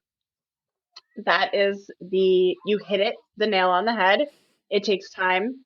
And for me, all the opportunities that are coming my way are 10 years in the making of me posting consistently, talking to different brands. I hired an agent before I honestly was monetarily able to do so. I invested in myself, and she helps me just kind of look at myself as a story. So much like brands, I work in quarters, right? So my Q1 story was, okay, she's going to try to do all of the world major marathons. My Q2 story is now Boston and London and kind of the redemption run. And I think people get attracted to stories and following people's stories. And that's how you kind of get brands to attach themselves. So I had to learn the hard way. I don't know if you guys saw, but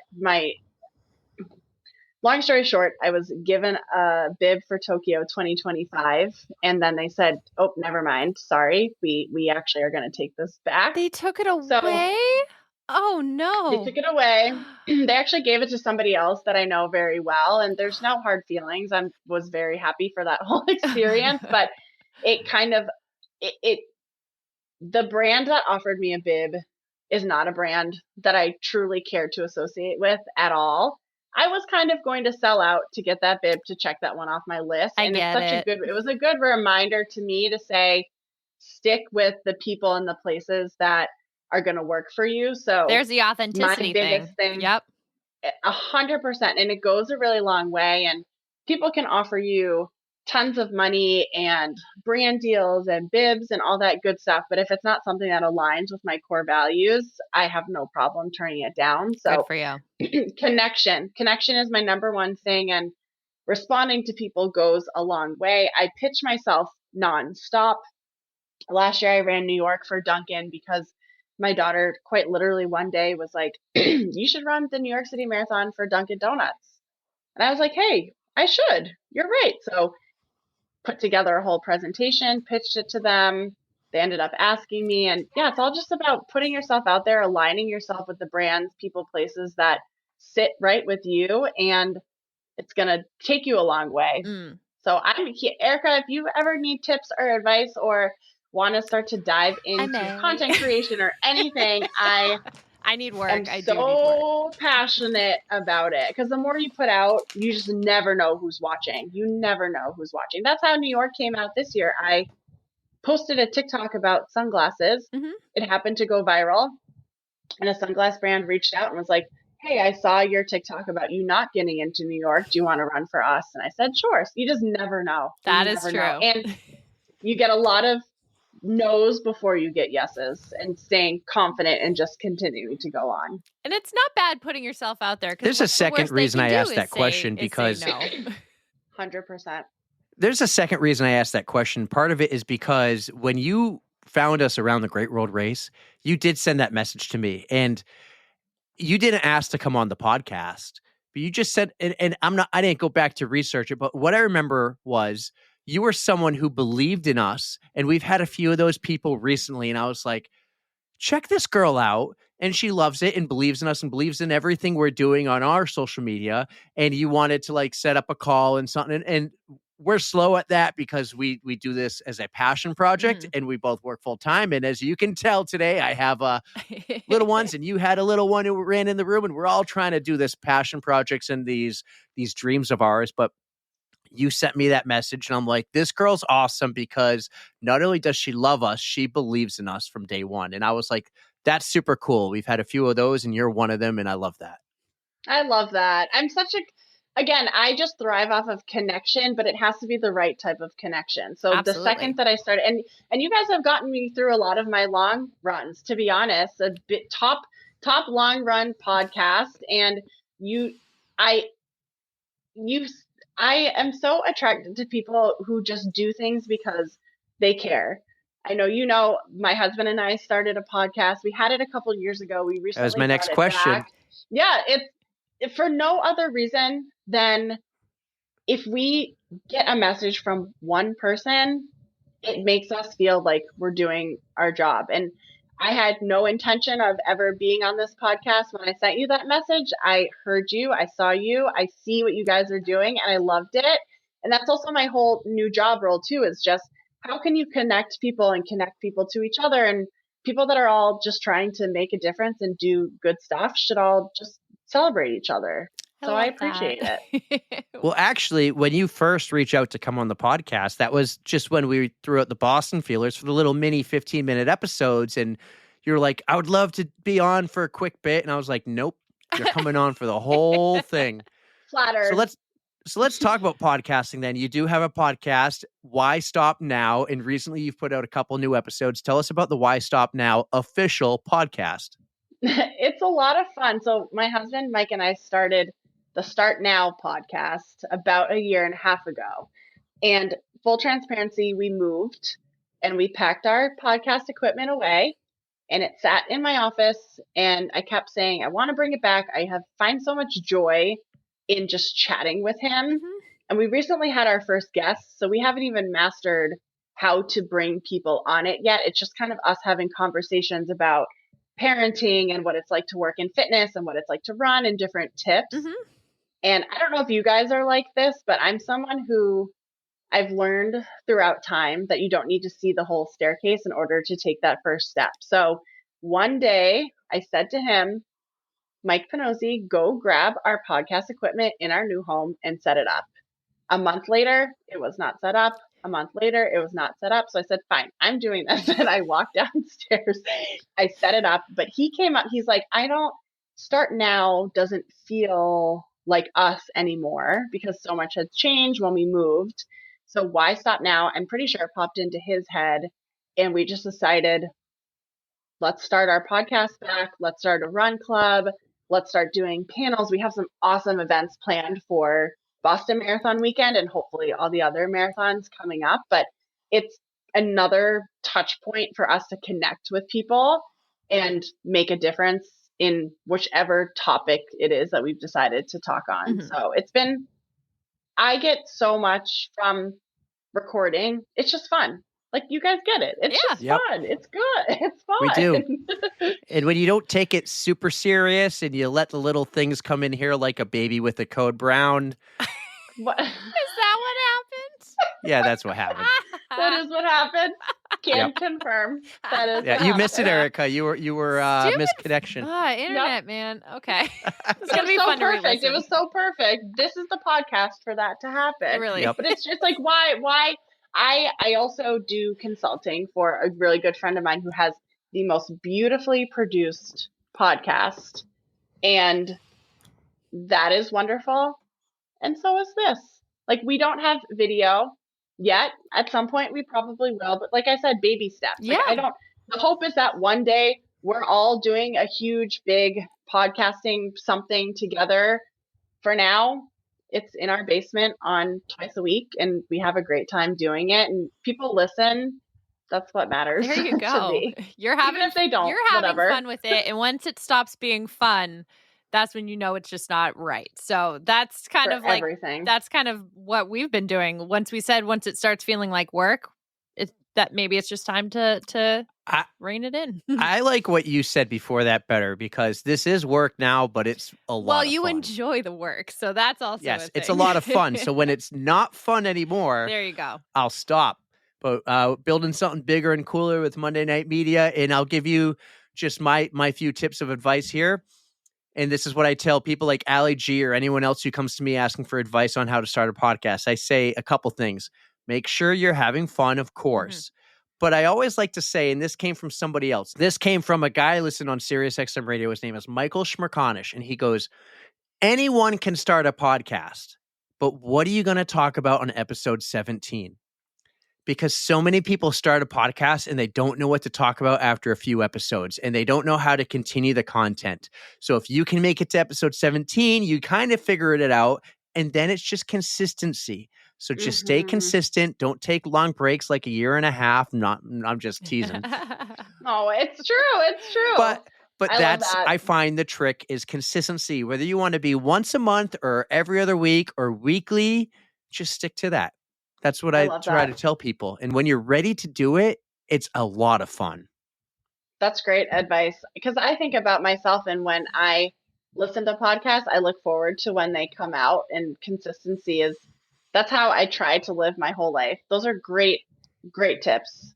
Great tips. I love Well, that. we're going to have to sit down. You're not too far away. I actually work in Massachusetts, not too far from Boston. So instead of that call you talked about, let's do a sit down and then let's Please. plan something for Rev'd with New York and Chicago. Honestly, let's just do it for New York. Honestly, Erika already reached her goals. I'm 100% happy with supporting Eric on this. So I will show up and be the co-host and have some fun. We'll talk about that.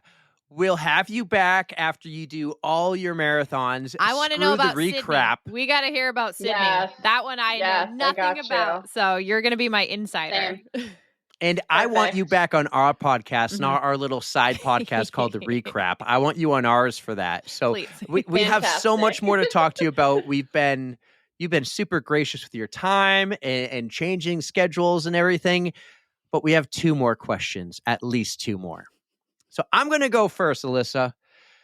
You've been listening for a little bit this year. You know I am planning this epic pasta dinner. I don't even think it's imaginary anymore. I think this is really going to happen. I would love But that. you can bring anyone. You get a +1. You can bring anyone, alive or dead. I'm not even going to say from the running world anymore. Just anyone, alive or dead, who you take into our On the Runs pasta dinner. So I did think about this because, I am an avid listener. Thank you. My daughter, she's my running, and so we're gonna have to make this dinner. You don't have to be 21 to attend. It can be kid friendly. I'll bring the boys. Fantastic, great, even better. But she is such a big part of this journey for me, and watching her watch me, it just brings a big smile to my face. So I can't imagine not having her there with me to be like, oh my gosh, look at all these people who are also doing really cool stuff. This is what I learned from this person. This is what I learned from this person. I planned out this dinner in my head earlier today, and I saw her sitting with me, and now I see this will happen. I love that. We will. Yeah. That's so special. Yep. Her name is Parker, right? You said? Yes. Excellent. Parker Yep. has a seat at the table for sure. Yes. All right. All right, Alyssa. So I have my big question. So we have that amazing Spotify playlist, and we like to invite our guests to add a song to it. So is there anything that you are hyped up to while you run that you would like to add to our list?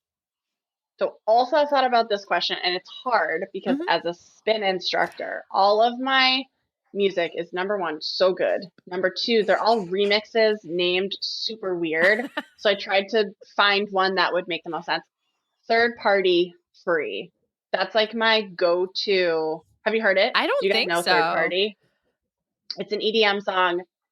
Pulls at my heartstrings. I would say anything third party.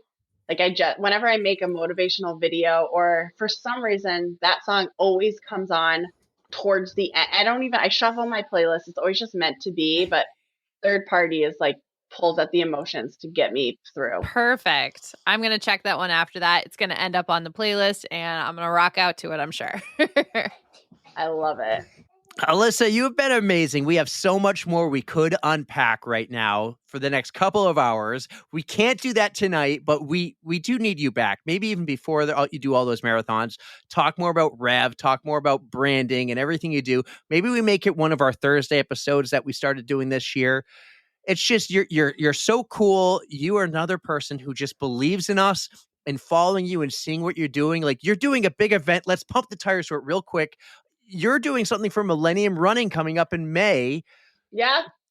Tell us about that race and tell us why we won your bib. Oh my God. Breaking news. Breaking. Everyone else who commented you didn't win. Erika and I got the bib. Sorry, guys. So the good news is there's still 4 days to enter, so people can still enter. There is no bad news yet because I don't know who has won. But the Run to Remember is where I hold my half marathon PR. So I love the Run to Remember because, long story short, like I told you earlier, I finished Boston, needed more, and the Run to Remember, I heard really good things. So I'm partnering with Millennium Running and the Run to Remember to spread awareness around the race. So I'm doing a giveaway, which may or not be over by the time this airs, but I do have a discount code for people. So if anyone is listening, I'll have to give you the code because I don't know it off the top of my head. You can put it in the show notes or something. Perfect. But the Run to Remember is Memorial Day weekend. It's the Sunday of Memorial Day this year, and it is so fun. It is fairly flat, pretty reasonable course, a really great half marathon. Like, swear by this race. So pumped to be partnering and just kind of enter into the running space, because I feel like I have indoor cycling on lock and running is a little bit new to me. So these partnerships are fun. Well, let me tell you, the Millennium people are awesome. They live right down the street from us. I was just going to say, We you actually- a great crew. Yeah, they put on an amazing event everywhere they go. It's been cool to see them expand beyond New Hampshire the last couple of Like years. Clearwater? Well, that one too, but like now in Boston and everything. We've had some people on from Millennium before. The week before that race, we're having someone else from Millennium on. That's been scheduled for a while. So it's going to be really cool to get some behind the scenes stories right before that race. I'm excited. I actually think my schedule might allow me to be there because, sad news, we're not going to go to Boulder, but Bummer. another year. I think, though, our plans for May just happen next year, Erika. So Boulder might have to wait another year after that unless this becomes our full-time fun time. Like Alyssa said, we thing. got to just take it one step at a time. So if it happens, right. cool, but we'll let it happen as it goes. But I think I'm You going to never see know. you at that race. And I hope to Let's see you at the manifest it. Boston Marathon. I hope to see you Saturday before the marathon at the Expo. I plan on being down there. Erika's running the 5K. I'm going to I'll get the be there. content. And then we're doing New spending the York. day. Like, this is going to be a lot of fun getting to know you over this summer, watching your journey throughout all these marathons. You're going to crush it. You're going to have fun. PR and fun. That's what I say. Go out there, PR and love it. fun. Thank you. I'm very inspired by talking to you both today. So Oh, thank you for giving me the motivation and for your vote of confidence in me. It means a lot, truly.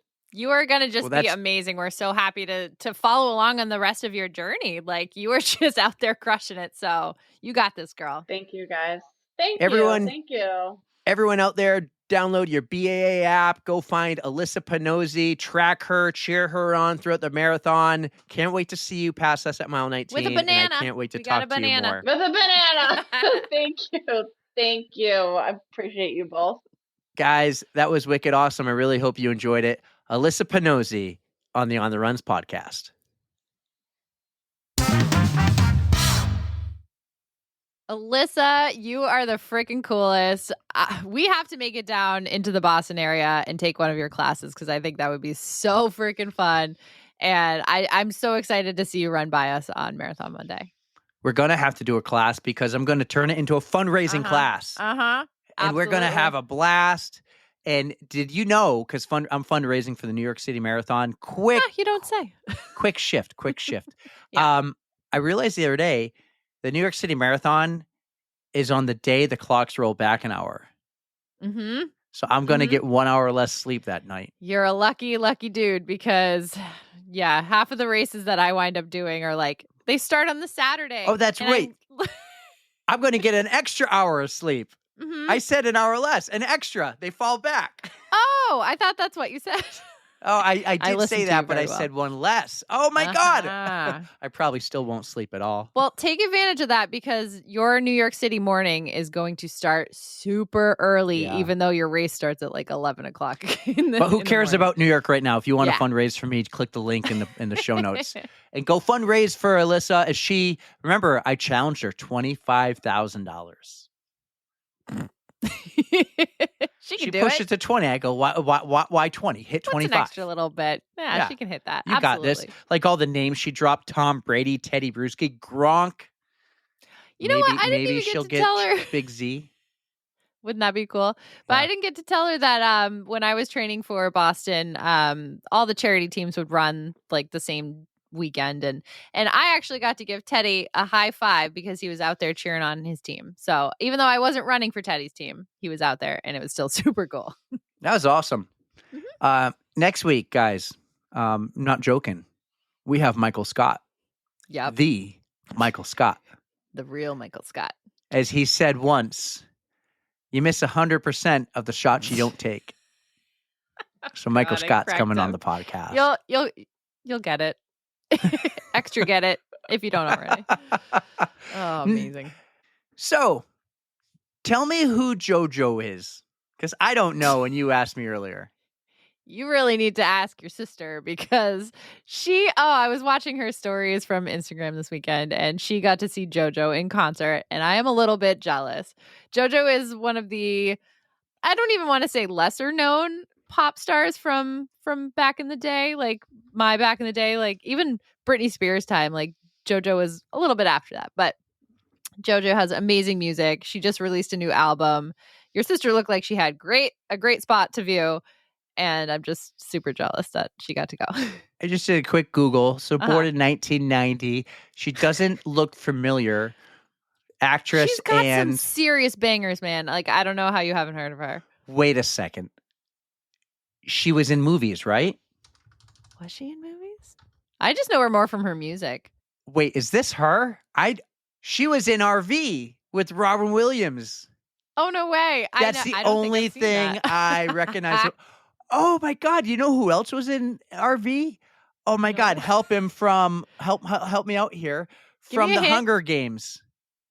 PETA, the one who plays PETA. Yeah. Josh Hutcherson. Yeah, he's JoJo's little brother. That's hilarious. I actually am rewatching The Hunger Games because the new book, the Haymitch story, what is it? Sunrise on the Reaping. Nobody's gonna know that except for Lena. But What's up, Lena? Yeah, we totally were reading that book and it was excellent. And so that got me in the Hunger Games mood again. So I'm rereading all the books and simultaneously watching the movies. Oh God, I'm such a nerd and I love it. The Ali G Show had quite the guest last week and also has quite the guest this week. But last week, our PodFam Hillary came on the Ali G Show. They never talked about music. But what an excellent episode, though. Yeah. Like especially for women out there and like women in business and women in just empowering other women. It was such a great, and just hearing like her take on a lot of things. Like one was about how a lot of people, and I wouldn't say this just for moms and women, but just parents, like let that consume their life. And she's like, no, not me. I'm still going to take care of myself. And yeah, what a great episode. This week, I know you haven't heard it yet. But she talks to someone who lives in New York. His name is Chad, but he goes by the hydration guy.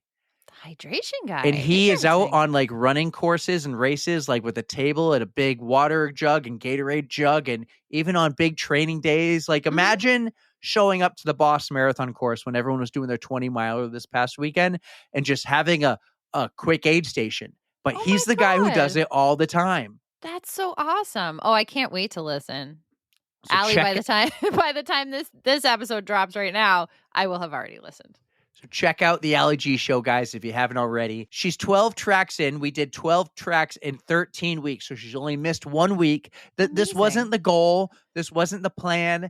The plan was every other week, and I was going to try to get one of the other shows to go the weeks in between, but just the way she's so passionate about it, and we had a couple meetings before, and I'm like, listen, okay, you need to put the work in ahead of time. Mm-hmm. And when you get 4 episodes, I will do my best to keep them every week. Yeah. As long as she stays ahead. Both of you are killing it out there. Yeah. Like she's so passionate about it. And brand new logo, updated again for the 4th time. It's funny. I made a logo, then she made a logo, and she goes, I think this is it. And I go, I guarantee you're going to change it again. And she's changed it twice since. But I think she found it. I think this new logo is it. It is everything. It is iconic. Yeah. It could be a big gold chain. You could make little earrings out of it too. Oh my God. Because it shines. It's bright, she sparkly. She's got her big, yeah, the big logo. And then she has like the same logo, but just solid one color. And it's great because she could do like pink for Breast Cancer Awareness Month, or she could do blue and gold for the Boston Marathon, or whatever New York colors are. So I'm like, this is great. You have so much flexibility here. Cool stat as I'm learning with branding. With branding, you really have like 5 logos. You have your real logo, but then you have 3-4 different secondary logos that's what you need to go along with it. Oh, wow. So like Allie's logo is the logo. Mm-hmm. But then you need a transparent one. One could be just the lightning bolt. Lightning bolt. Mm-hmm. Right? It's like on the runs. We got this logo with Stooley, but then we have Yep. just Stooley. We Yep. have just On the Runs Without podcast. We got the one with the toilet paper, and we got a Yep. long one for if it needs to be like on a banner. Yeah. Man, I learn stuff every day. You, Well, just you go definitely to the university, YouTube, Google stuff, learn. But then I wouldn't need you to tell me about it. So I'm glad you told me. I'm having a blast doing this. So, but that's what I got. What else do you got for me? Everybody just needs to be ready for Boston Weeks because we're coming at you fast. And remember, we will be on the runner's left-hand side when Boston comes. So that's coming. Yes. Like we're gonna have to remind them that every time. Just we're gonna tell you every episode now until the race that this is gonna be on fun. the left. So like, come give us high fives. This is gonna be great because this next year, like we've hit a point now where we're really ready to expand and invest. And so, like I said, I'm gonna be at the expo. I'm gonna pay for a babysitter to do it. I'm going to be at the New York Expo. Like we are really hoping to have a big presence at the run show next year. And like now that we've built this base and we have a strong Patreon foundation, we got a lot of money in the pot to finally start doing this. Like we're going in. We just made a QR code. That's right. Nice work, by the way. So we need to print a ton of those before the Boston Marathon. It's great. So we need to print a ton of those before the Boston Marathon. We're going to like have a ton for everywhere we go to. So it's going to be like our business card per se. It just links to the Instagram account. Maybe it will link to a website one day. It's going to be great. The mini episodes, the first half dropped last week. The second half are going to drop next week.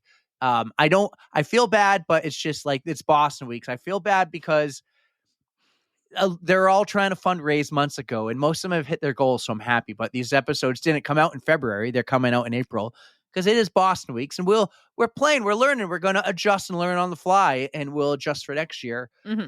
But we talked to, about 20 people in total, mini episodes, full episodes of the Boston Marathon. I just love it. Learning why everybody is wanting to run Boston, what their causes are. It is just so inspiring to hear all these stories. So thank you guys for sharing. We hope to talk to even more people next year. Well, you what did you say your tracker was up to already? And you're like, dude, oh my gosh. The grocery shopping list. Like, maybe we have to X that next time. Pretty sure right now my count is up to 46 people, and that's just with friends of the PodFam.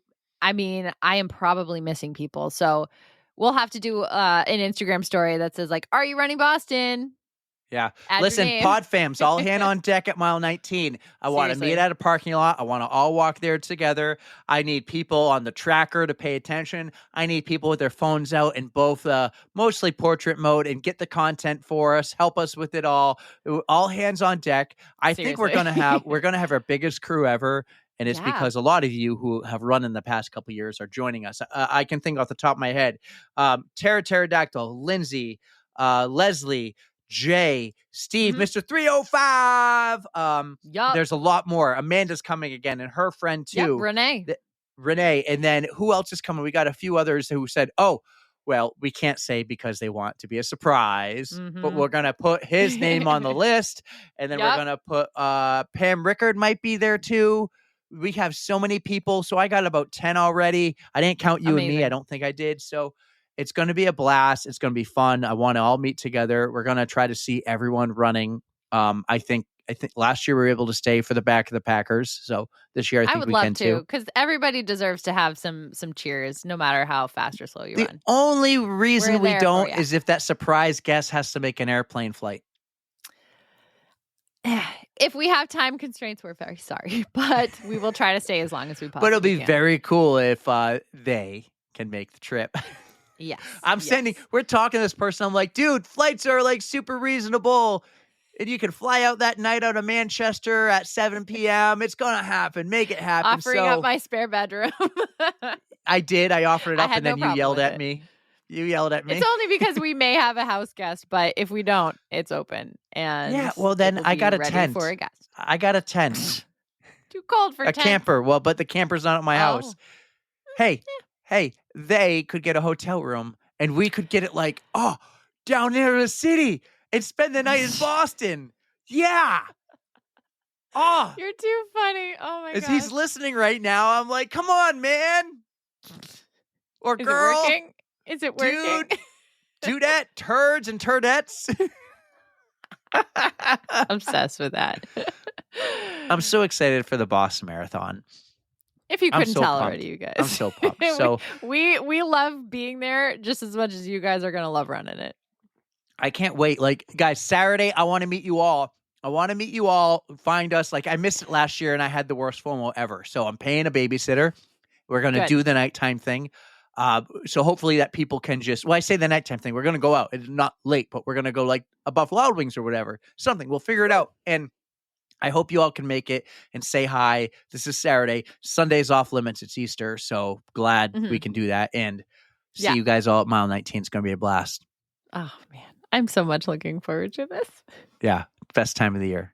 It honestly is the best time of the year every year on the pod. I'm so psyched we did this. New Boston Week's logo. This is our It's Christmas. like, yeah, it is. This is the Christmas for the pod. So yeah, I'm pumped. Like all Boston, baby. All Boston. Greatest city in the world. City of champions. Greatest marathon in the world. And I'm going to stick to it. I'm not running it until, watch, I'll have to run it in like a year or two. But I'm like, I don't want to run it until the last one. But like, if you almost got us bibs this year behind my back, and I tried. I was like, so we'll see. I was like, if you really did that, would I have to like, could I actually turn? I'm like, I don't think I could. But I'm like, no. If things work out for another year, you will have plenty of time to train. I promise. But then the mile 19 thing. I think at that point we'll have just going to give you the so bib. many friends and you people can have the bib. No, you got to do it too. If somebody offers you one, you take it. That is an unwritten rule. If maybe after I have offers you 6 for my 7th star. Oh my gosh. But we'll hey, put it up to an Instagram poll. Sure, that could be the question of the week. There we go. But all I'm saying is that if we happen to run one year, I think we have a pretty good crew who will take over the mile 19 cheering duties. I think you're right, but I think we need to build the mile 19 thing for a while. It doesn't just build off of 2 years, because it really was last year. Yes, the first year it was just us. That was the year we were on the right side, the correct side, left side of the road for you runners left. So yeah, awesome. Hey. The notes, I got one thing left. Like, again, there's nothing there of yours, but I don't do my homework. You should know this by now. I was a great student in school, but this kind of homework, I don't know why. Just when you think of something, open up Google Docs and throw it in there. Yes. And that's what I did on this, because Adeline and I have started a little workout push-up challenge, and we've added squats to it. So this is what we're doing. Yeah. Every day, she's doing 10 push-ups. I'm doing 20. And after a week, she's doing 11. I'm doing 21. Oh. And we're bumping up one number every week. So every day we're going to do that. And because, my strength is weak right now. And I need a workout buddy. So my girl's my workout buddy. Well, I mean, you can't see it with the sweatshirt, but I'm feeling pretty strong-ish. But it's better than it was, because I did not miss any strength workouts with KJ's plan. Good for you. Following a plan, sticking to a plan, unlike me. Next week is marathon day. Freaking out a little bit. Oh, yeah. Let's talk about this, because you never tell us what you're doing. Maybe I should add that at the end of every pod. What are you doing this week? Fair enough. I do like that question. So the race that I have been training for the past 4 months for is finally coming up.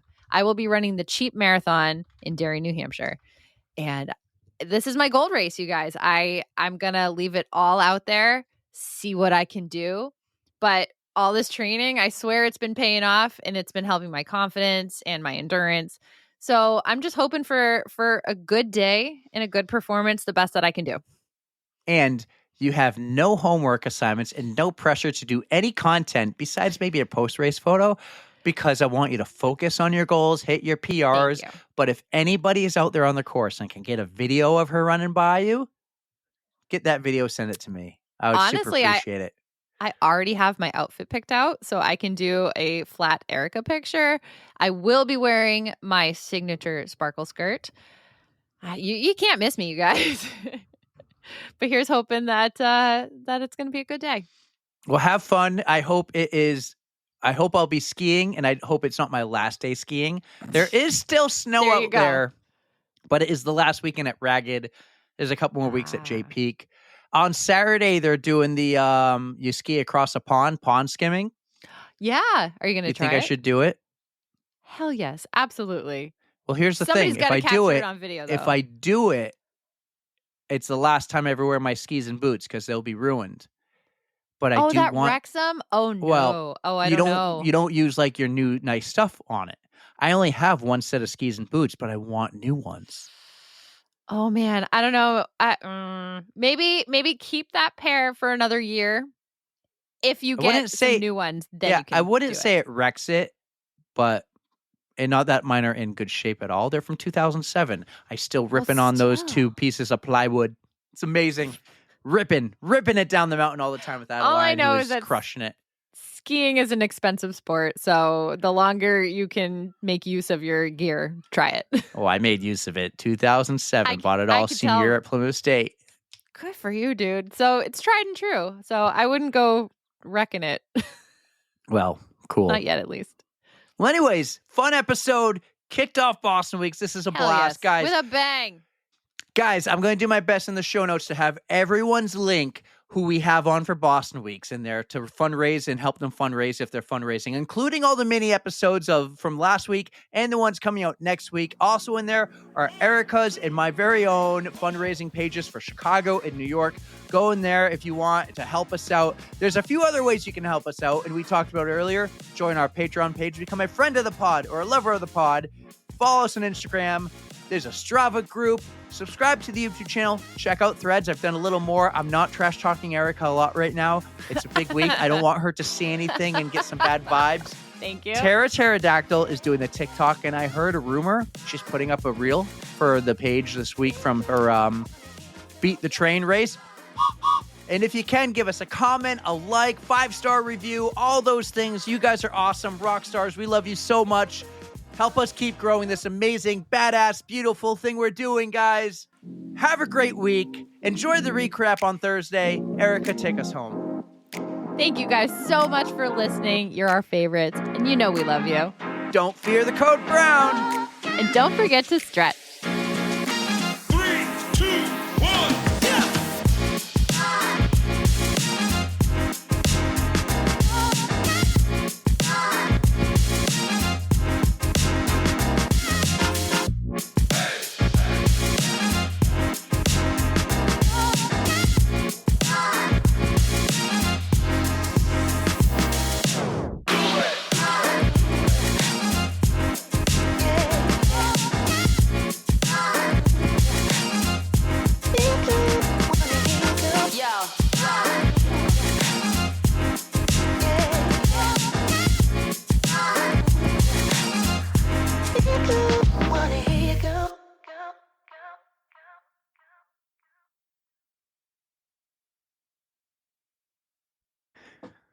Guys, one more thing. If you're listening at the very end and the intro music just ended, instead of a blooper, breaking news, we just learned that we have officially dropped, I guess technically, this is our 201st episode. So 200 happened Thursday? Because we just made milestone. We just made an edit in our platform called Buzzsprout.